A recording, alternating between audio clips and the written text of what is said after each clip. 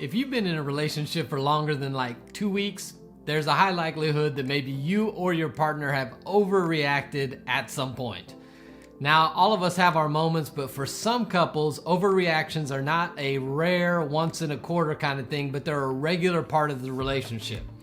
And when that's a regular part of the relationship, it can leave the people feeling hurt and hopeless that change can ever occur. So on today's video, we're going to talk about where overreactions come from and how to eliminate them so that you can have the relationship you desire. That's today right here on Relation Shots.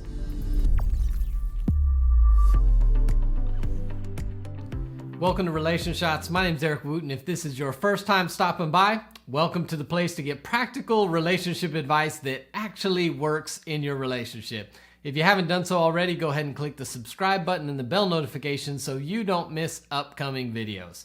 So today we're going to talk about a phenomenon that happens in relationships. It's overreactions. And oftentimes these overreactions can escalate, become volatile, and cause problems in the relationship.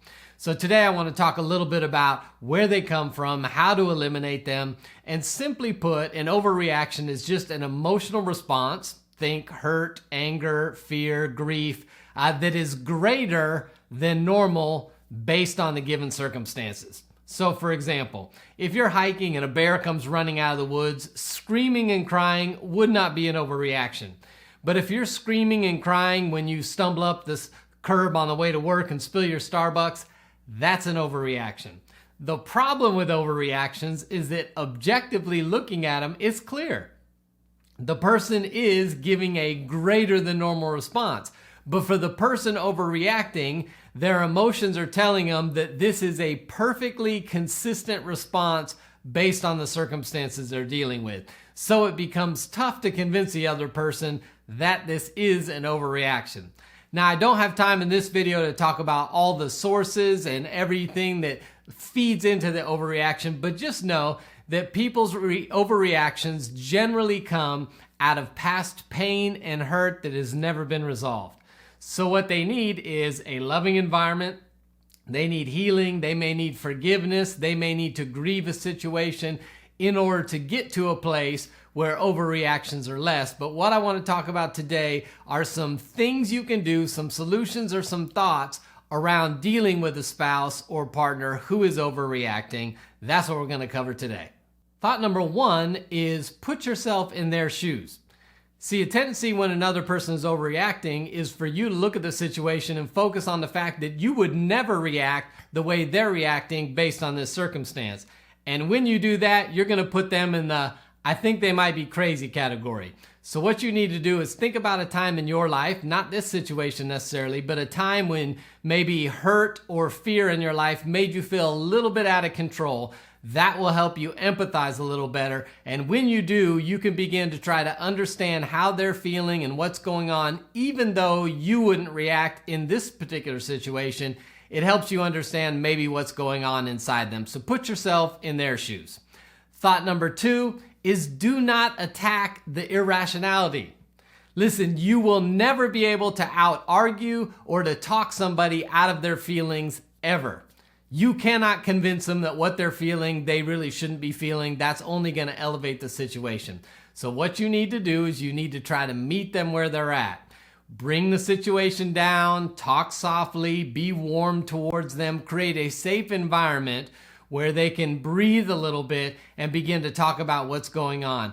Do not go after the irrationality. All it's going to do is make it go higher. And don't tell them they're irrational or they're crazy or they're out of line. Nobody ever responded and said, "Oh, thanks for pointing that out. I didn't recognize." So don't attack the irrationality. Thought number three is do not take it personally. Now remember, when a person is overreacting, often you are just the trigger that's reminding them of the past pain that somebody else probably inflicted. So don't personalize it. Don't get defensive. Don't get all upset. This is not necessarily an attack on you. It may be that you triggered something that they've never dealt with. So in this situation, if you make it about you, you're going to start getting defensive, and now you are not able to help them in the situation. So keep it objective, don't take it personal, and move towards them so you can try to help them in the situation. Number 4 is revisit the overreaction at a later time. Yeah, trying to deal with the overreaction in the moment and figure out what's going on is probably not going to be super successful, but do not ignore it. Do not just blow over it, because you will stay in this cycle. So at a later time when things are normal, it would be good to revisit it. Ask them some questions about how were they feeling in the moment. Ask them, what could you have said or done differently that would have made that situation go better? It may even help to role play some things. So in this situation, if I had said X, would you have responded the same way, or would it have gone better? Role play a little bit, figure out how can we prevent ourselves from getting this situation? What was the trigger that helped? And so how we can get to a place where we're not responding in a way that triggers their overreaction. And thought number 5 is get help if you need it.